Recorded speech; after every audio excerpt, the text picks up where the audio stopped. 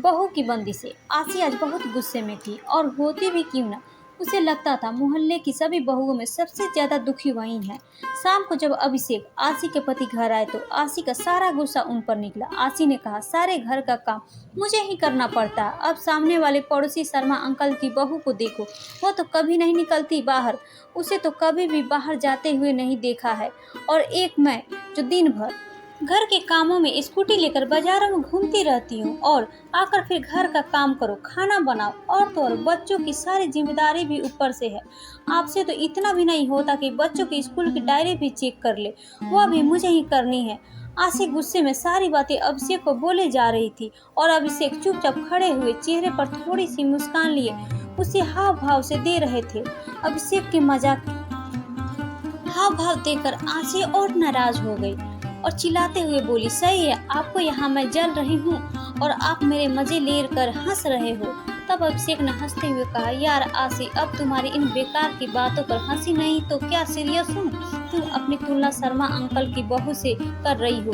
तुम्हें पता है शर्मा अंकल और आंटी दोनों अपनी बहू को घर से बाहर खड़ा तो होने नहीं देते, वो बाहर कैसे निकलेगी।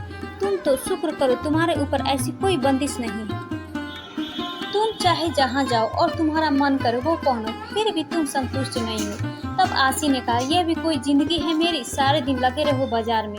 मैं भी चाहती हूँ कि कभी कभी मुझे किसी चीज के लिए बाजार जाने का मन ना करे तो वो चीज तुम मुझे लाकर घर पर दे दो, पर तुमसे तो उम्मीद करना ही बेकार है। तभी तो मेरा एक पैर घर में होता है और एक बाजार में। तब अभिषेक ने जैसे तैसे आशी को मनाया और फिर रात का खाना खाकर सब सो गए। अगले दिन आशी किसी काम से बाजार के लिए निकली ही थी, तभी उसे आवाज आई, दीदी इधर देखो। आशी आवाज सुनकर भी अपना वहम समझकर आगे बढ़ने लगी। फिर दोबारा उसे वही आवाज आई। तब उसने देखा शर्मा अंकल की बहू अपने कमरे की खिड़की से उसे आवाज दे रही हो। जब आशी ने उसकी तरफ देखा तो उसने इशारा करते हुए अपने पास बुलाया और कहा, भाभी क्या आप मुझे लाल रंग का नेल पॉलिश ला दोगे?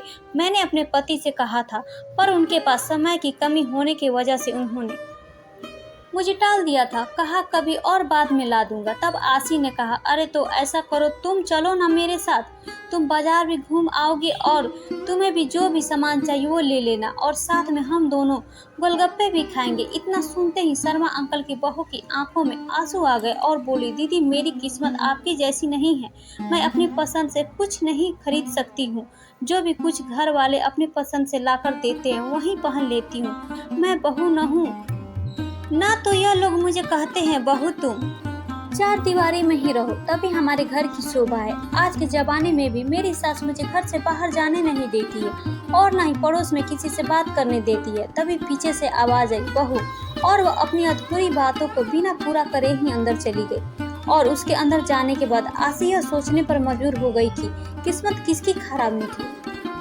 मेरी कि मुझे घर और बाहर दोनों का काम संभालना पड़ता है, या शर्मा अंकल की बहू की जो अपने घर के बाहर भी खड़ी भी नहीं हो सकती। आशी सोचने लगी कि मैं तो हमेशा यही सोचती थी कि शर्मा अंकल की बहू के तो ऐसा है जो उसे घर पर बैठे बैठाए हर सामान मिल जाता है, पर आज वो अपनी किस्मत को सराह रही थी, क्योंकि चाहे काम के बहाने सही वो घर से बाहर निकल तो सकती है, जिसे चाहे उससे बात कर सकती है, अपनी पसंद का कुछ भी खरीद सकती है। अगर मुझे ऐसे चार दीवारी में कैद कर दिया जाता तो आज वह भी ऐसे ही तड़पती जैसे शर्मा अंकल की बहू आज छटपटा रही है।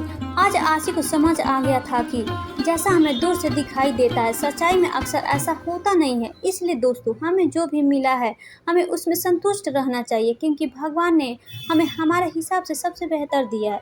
आपको मेरी हिंदी कहानी कैसी लगी जरूर बताइए। धन्यवाद।